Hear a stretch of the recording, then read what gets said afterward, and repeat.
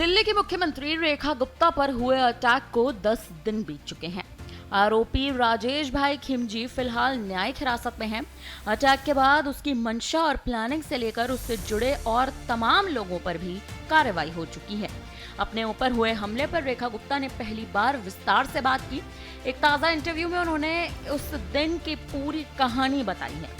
रेखा गुप्ता का कहना है कि उन्होंने तो सोचा भी नहीं था कि ऐसा कुछ उनके साथ हो जाएगा।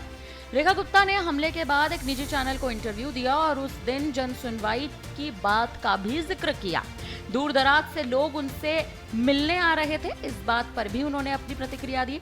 उन्होंने कहा कि दूर दराज से लोग मुझसे आकर मिलते हैं, इनमें बेसहारा, गरीब, शोषित से लेकर हर तरह के लोग शामिल होते हैं। उस दिन सिक्योरिटी भी इतनी टाइट नहीं रहती। जन सुनवाई में आने वाले लोगों का सिक्योरिटी चेक भी ऐसा नहीं होता। रेखा गुप्ता ने कहा कि दिल्ली से ही नहीं बल्कि बाकी राज्यों से भी लोग उनसे मिलने आते हैं। तो गुजरात से आया वो शख्स भी एक भाई था। रेखा गुप्ता ने आगे बताया कि वो आया तो मैंने तो सोचा भी नहीं था कि ऐसा कुछ होगा। हाँ, सरफिरा सा लग रहा था। आते ही उसने कहा मैं गुजरात से हूँ, जेल में है, छोड़ दो, सुप्रीम कोर्ट से कहो। उसकी बात समझ नहीं आ रही थी।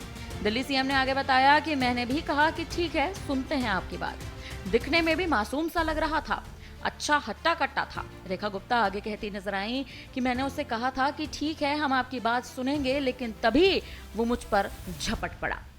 दिल्ली के मुख्यमंत्री ने आगे इस बात पर भी जानकारी दी कि हमले के बाद उन्होंने बैठकर सोचा।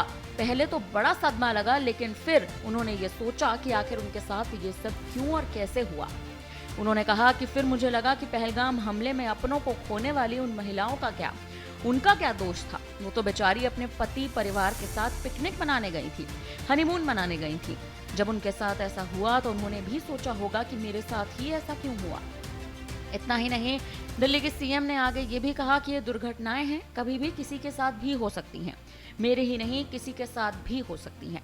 अब इन हमलों के कारण अपना काम करना तो नहीं छोड़ देंगे, जनसुनवाई का कार्यक्रम जनता के बीच जाना थोड़ी बंद कर देंगे, वो ऐसे ही शेड्यूल के अनुसार चलता रहेगा।